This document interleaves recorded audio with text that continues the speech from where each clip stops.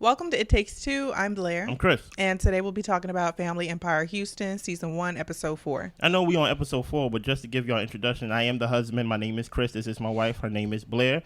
She gives the recap. I kind of do the commentary part, the easy part of just like, I don't agree with that. Or I agree with that. While she takes the notes and basically tell you the episode. And she do it so good, you don't even got to watch it. Mm-hmm. You get what I'm saying? You ready to walk us through this? I'm ready. Let's go. So Keisha and Karamell arrive to Justin's show. Yeah. Karamell goes to the bathroom and Aunt Nikki, basically we get to the bottom of it, and Aunt Nikki called Keisha's ex to let her know that Keisha's mom passed so that way she could check on her. And that's how the ex started calling Keisha's phone. Now, I have a question. I don't know if it was clarified in the moment. Is the ex a man or a woman? I think it's a woman. You think it's a woman? Yeah. I don't know why I thought it was a man. No, I think it's a woman. It's a woman? Okay. Yeah. Karamell saw the phone ringing and thought that Keisha had called her ex, and that's why her ex was reaching back out to her. Karamell comes back and says that it was a big misunderstanding. And she left the family event because Karamell felt that she already addressed the situation with the ex. And here we go again with the ex blowing up the phone. Yeah. Nicole said that the timing was wrong, though. Like, if her mom died, that's something that you guys probably should have put on the back burner. You can address that another time. Okay. Misha says that Karamell, she overheard Karamell arguing with Keisha, and the what she heard, it was Karamell arguing and Keisha trying to defend herself. Justin does his performance while they all arguing. Yeah, they were.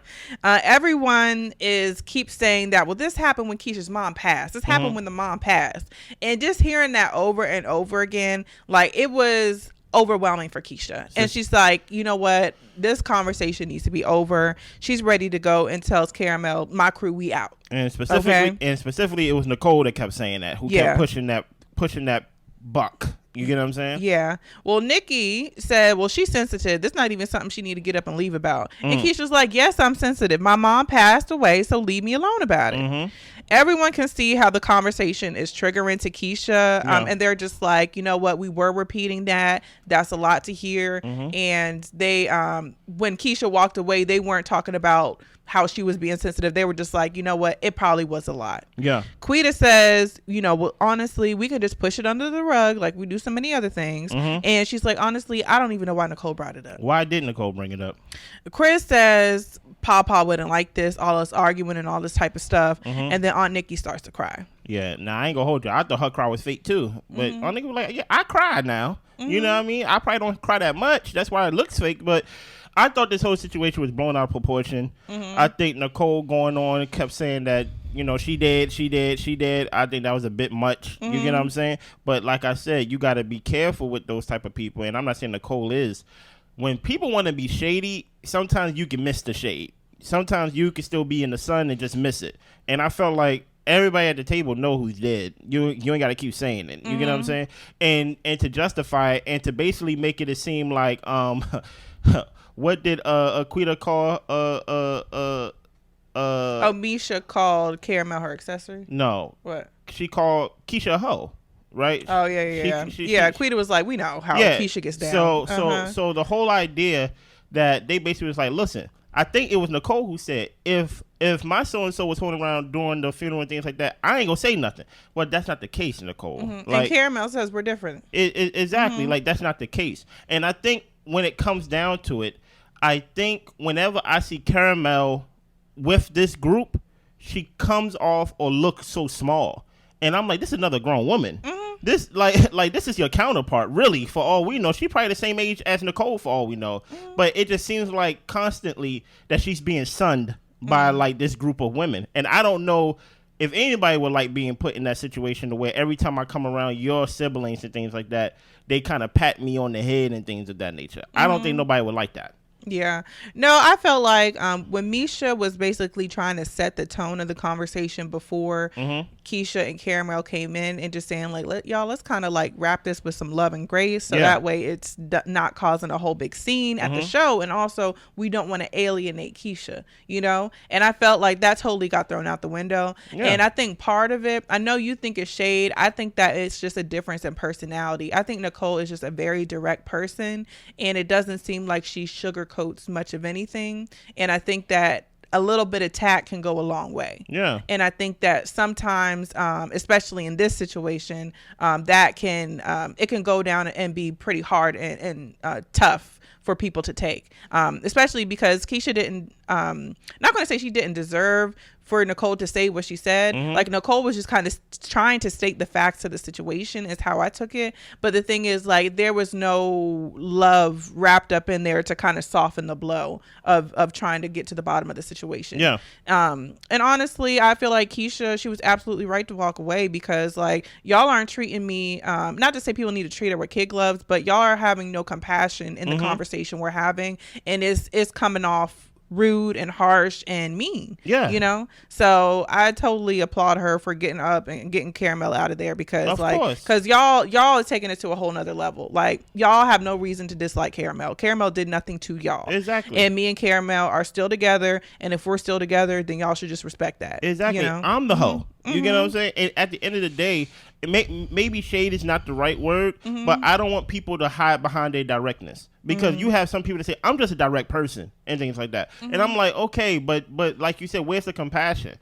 Compassion doesn't make you lie. You get what I'm saying? Like nobody's telling you not to tell the truth. But the whole point is people will hide behind, I'm just direct and like I tell the truth, just so they don't have to care about their delivery. And we live in a world to where delivery matters. You get what I'm saying? If you had a package and every time Amazon come and they beam it at your head, you wouldn't like that. Right. The truth of the matter is they give you what you pay for, but it's how you're giving it to me that matters as well. Okay. Yeah. So where the next day, and Justin was upset by how loud everybody was at his show. I mean, we literally got a little snippet of him singing and stuff like that, and I'm just like, come on, let's get back to the fight. Yeah. Anyway, I don't want to hear you singing this. You're right. So Nicole and Misha said that they need to check in on Keisha. When Nicole spoke to Keisha, though, Misha said that she just was tired of talking about her mother's passing. Keisha was tired of talking about her mother's passing.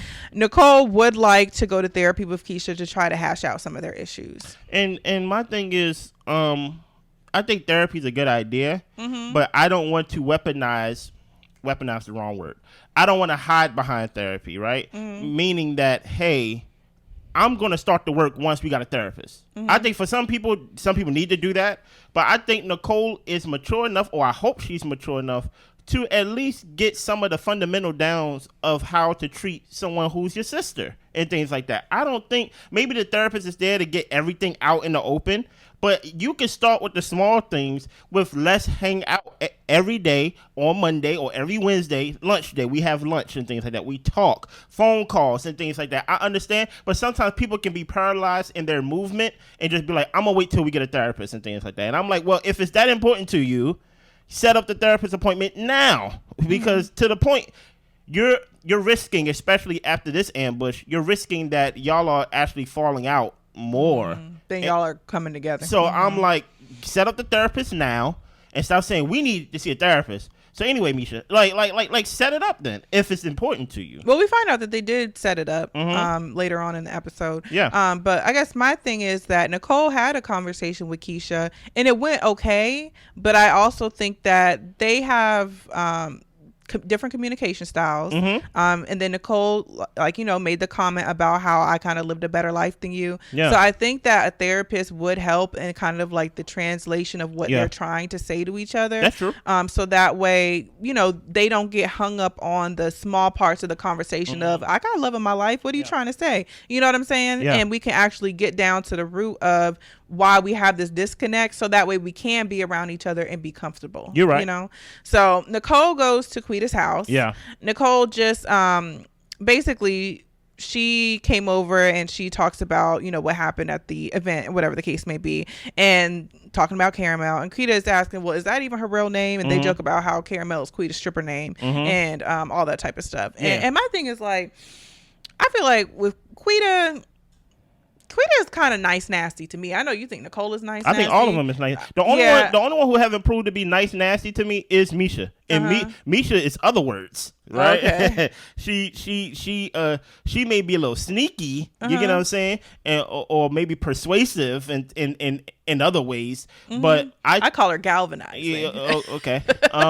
Thank you. But Nicole and they all have that nice nastiness to them. Yeah. You know what I mean? Because I'm just like, y'all, like, can we like lay off Karamell for a little bit? No, like, the not. girl didn't do nothing. She's just trying to like, I mean, she even comes around the family and tries to be around y'all, even if she don't say much. It's still an effort for her to be there. She could be at home. I forgot you here. Thank you. Yeah, it's just like, you know what? I won't. Yeah, exactly. I ain't got to be here. You're right. So anyway, so JaQuita and Chris's anniversary is coming up. He wants her to plan it. She would like for both of them to plan it. JaQuita would like to have dinner and do like Zydeco. Yeah.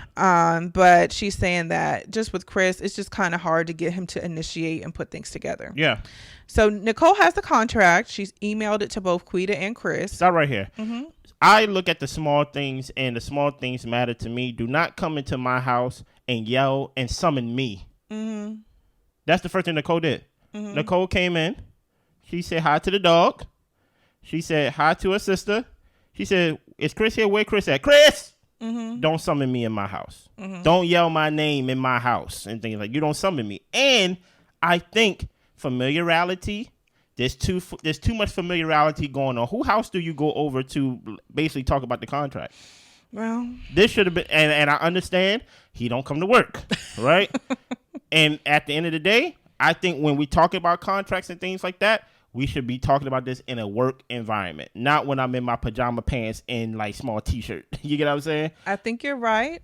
But I also think that Chris hasn't been answering the phone. I understand that. And at the end of the day, somebody needs to say, you know, that paycheck that you keep getting for not coming in and things like that, you will not get a paycheck this week. I'm here to talk about the contract. You need to come to the office. Yeah. But I think whenever talking about contracts, especially if you don't want things to get muddied, true, we should not be talking about this in my living room. I think you're right. You get what I'm saying? Yeah. So Nicole just touches on the highlights about the contract. Yes. So before, Chris's position was more so of a content creator. This is a full media management position. Yes. But they are going to keep it the same pay. She talks about some of the deliverables that he'll have to do. And she says that because, you know, we looked at the market and for the salary that you're at, this is aligned with the market salary. Chris thinks it's a slap in the face. He thinks it's a bad contract. He calls it a 360 deal. Yeah. And he's going to take some time to think about it, but he is not feeling it. Nicole says you can come back with your counter offer or whatever the case may be. You want to come into the office so we can talk about it. But this is the initial contract and what we're offering. What is your thoughts? You think he should be paid the same salary for all the work that Nicole listed? Honestly, if we're going by market salary and we're going by what basically, I guess, how can I say it? If I'm going by what Nicole is saying, Chris was probably being overpaid for the work that he was doing, which wasn't much. Okay. And so the work that he's going to be doing, it sounds like it's going to be more aligned with the salary he's going to be receiving. Basically, you will get paid for some work. You go work for this. Yes. Okay. And basically, like, you only did pictures here and there or whatever the case may be. But yes, this is more work, but this more work actually is accurate to the salary that you have. You were actually being overpaid before. And if that's the case, then I don't really have a rebuttal to that. I got an unorthodox way of doing things. Sometimes if someone is going to forfeit their right to be in this position, sometimes you have to give them the stage for them to forfeit it. Meaning that, and I had another analogy, but it's not YouTube friendly. Basically, I think she should have raised his salary, right? Because morale is very important when it comes to business. That's right? true too. And if I know you're the type, oh yeah, we're overpaying, but guess what? He ain't gonna be here 4 months. You get what I'm saying? And then the next person, we really bring them in at the salary they're supposed to be at, or we bring in somebody that's willing to work. True. Right. So at the point, it's like I'm giving you what you want, knowing that you can't handle it. Right. And guess what? I could actually have it on paper that you are in breach of your contract. You're fired. Yeah. Besides it being a family friendly deal. You get what I'm saying? So sometimes you have to just, you know what? I want you to feel good. You didn't feel appreciated. You know what? Your salary, let's just throw a random number out there. Your salary is $30,000. You know what? I'm willing to throw in an extra 20, right? Just for you to feel appreciated, for you to do. Now, you got to do all this now. Yeah. For an extra 20. But in the back of my mind, I'm talking to Misha. I'm like, it's not, look, it's on him. It's not in him. You know what I'm saying? And he's going to fumble it. And when he fumble it, I have every right to say, you did not deliver on this. You did not deliver on this. Your signature, you said you would deliver on this, and you didn't. You're fired. You get what I'm saying? Besides us still on this, like, I'm not doing this. Well, don't do it, Chris. Like, that's basically where I'm at with it. Yeah. Because even when Quita was going through the highlights and things like that, she was like, this is a lot. Only one person's supposed to do that? And I don't know, and that's the thing that sucks about it. I don't want Nicole to look bad in this situation because I don't know what he was doing before or say what he could do. Right. So based on what she was reading and the highlights and things of that nature, I'd be like, that is too much work for him. But I don't know what he was doing before. I don't know if he was doing these things already, but kind of like but being inconsistent with it. So it seems like a lot. And I don't know what his salary is. Yeah. So I don't want to jump on Nicole and say she's being unfair for one person. But sometimes you got to give a little and just let people, off themselves when it comes to like, oh, you said you could do it. We actually have a contract, not like a handshake deal. Now I can like objectively fire you. Yeah. And I also think it speaks to the point where Chris said that he wanted more independence. Yeah. He wanted more control and all this type of stuff. And the way that she was saying the deliverables, yes, Chris, you're going to have the control and you're going to have the independence, but you're also going to be held accountable to it. And you have to explain to us each and every step that you're doing so we can see the decision making and everything that you're doing. And to me, that's just part of work and documentation. You got to document what you're doing. You know what I mean? You can't just say, I got it covered. Trust me. Like, no, we need at the end of the week or whatever the case may be, updates on where we're at with whatever's going on. And that sounds like fair to me. That sounds like work. And at the end of the day, you work for the braiding company. Not for like, and you're not a braiding. You get what I'm saying? Like, you work for us. So like, it's Nicole's right to put down what she wants. So Aunt Nikki and Misha have a conversation. Yeah. Misha tells her, look, Justin was upset with how everybody acted at the show. That's true. Misha thought that Aunt Nikki was being a little bit dramatic with the tears. Me too, Misha. And Nikki was like, so then what are you? Oh, okay. Y'all are just so used to me being hard, but honestly, it was love. It was just love and passion, and I was just upset. So Misha wants to talk to Aunt Cheryl and Aunt Charlotte about the plan for the land. So she's going to kind of do a little bit of plotting, and she is going to take Aunt Charlotte to her knee appointment. And while Aunt Charlotte and Aunt Cheryl are in the car, she's going to broach the conversation to them, while she got them trapped in the car. And guess what? You can't run because you need a knee. So listen, and this is what I'm talking about. Like, Misha is a strategic real estate salesman. She knows how to sell, and she's going to trap you. Hey, you need to go to your knee appointment, right? Somebody else take me. Nah. Misha gonna start talking exactly. to me. No. And that's smart. But it just seemed it just seems like a lot because it's family. You get what I'm saying? Yeah. So Quita, Monet, and Keisha, they all meet up for a workout. Yeah. It's kind of funny because when she comes in first, and the trainer is asking her, like, okay, because she's saying she don't work out, she don't do all this type of stuff. He's like, do you have injuries? Like, are there certain things like we need to be mindful about with certain moves? And she has multiple injuries. So I'm just like, Quita, you might just want to sit on the curb and just talk and hang out while everybody else working out. So Keisha brings in donuts, and I'm just like, ain't nobody serious today except for Monet. So they do their workout, they get through their workout. Quita mentions that Monet is single, and the trainer is just like, all right, well, y'all take care. Wow.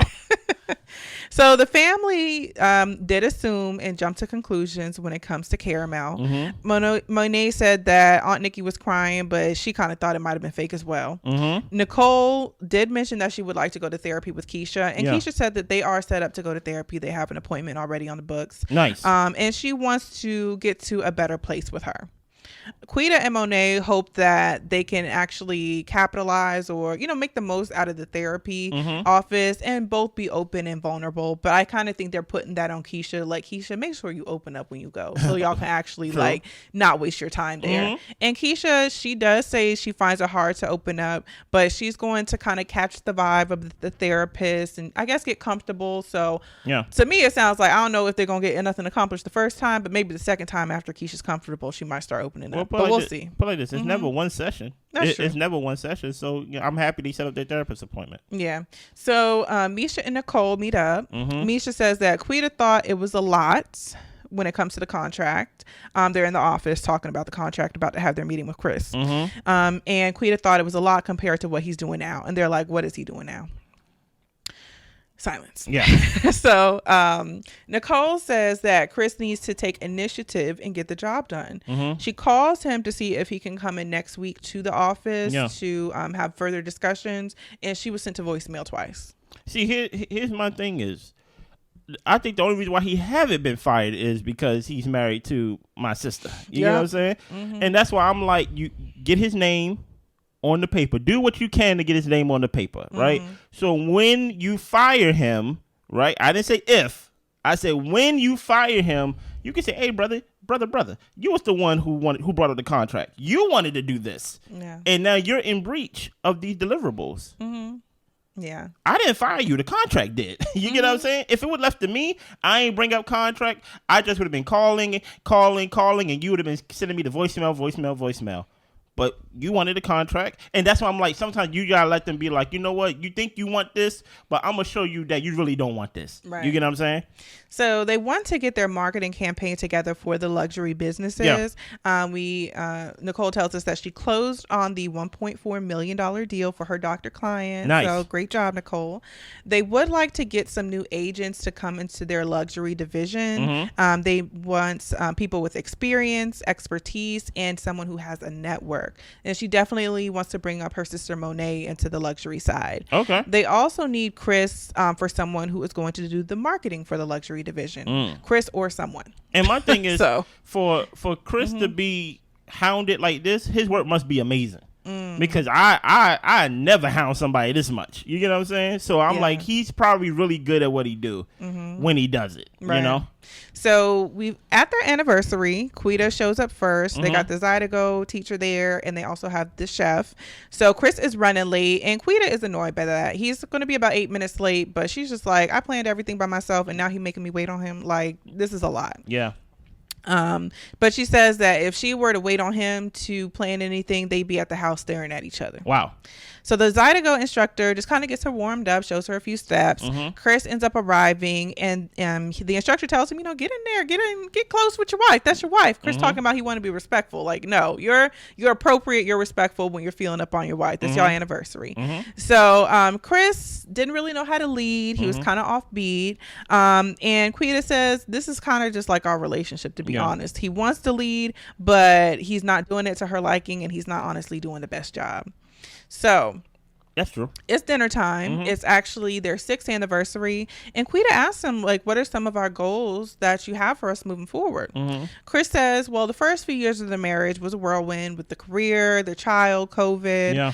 And he ends up asking her how she feels. And I just want to note that he did not answer her question. No, of course not. Quita says that it hasn't been easy, but she feels like they've been stagnant for about 3 to 4 years, and she wants them to continue to grow. Yeah. They want to purchase a home. They also want to have, I think, another child. And she wants just them to get on the same page as far as where their vision is for their family.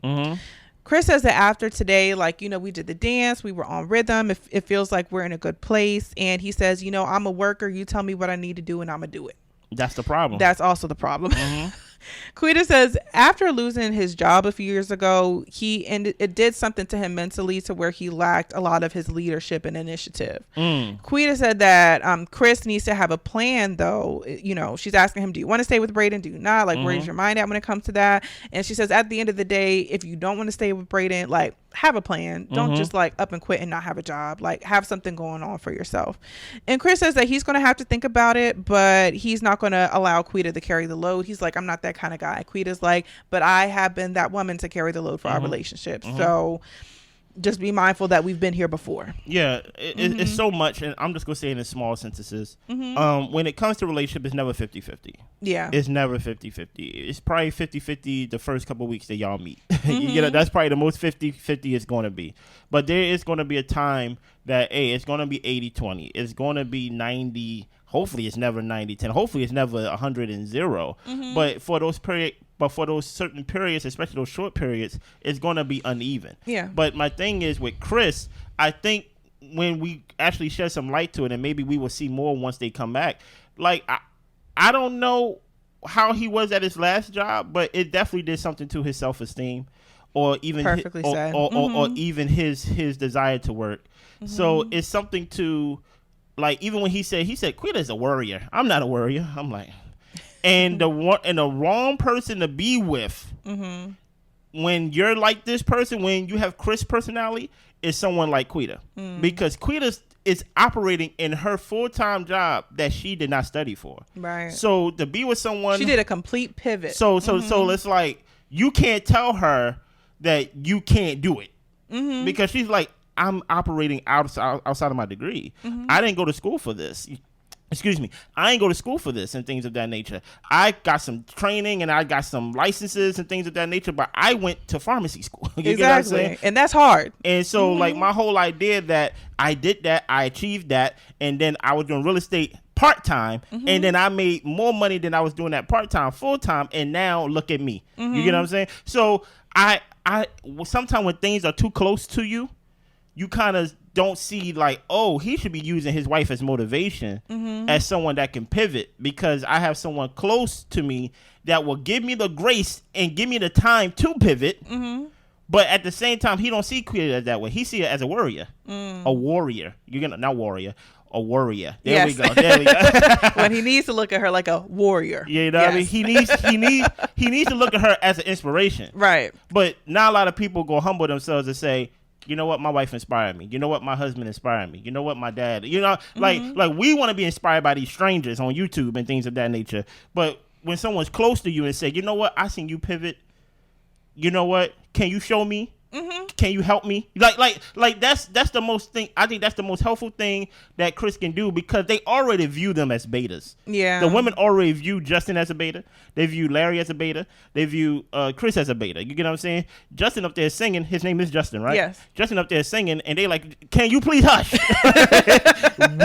We over here trying to shoot a scene. You get what I'm saying? So I think it's too close, and I think JaQuita is doing a good job of keep giving him grace and encouragement, and even staying out of negotiations and business when it comes to that. But I think it's too close. It's like she's too close for him to be like, I need to feel inspired.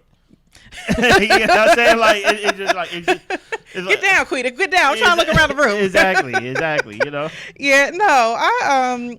I just feel like, just even in the conversation, like, and I can understand if she's just like, he had this job, he lost his job, it probably did do something to his self-confidence, and it probably did make him question his decision making, to where he may not feel like, oh, I'm this person who can go out here and make the best decisions for my family and be 100% confident in what I'm doing. So I think that probably is playing a little bit into it, if we're going off of what JaQuita's saying.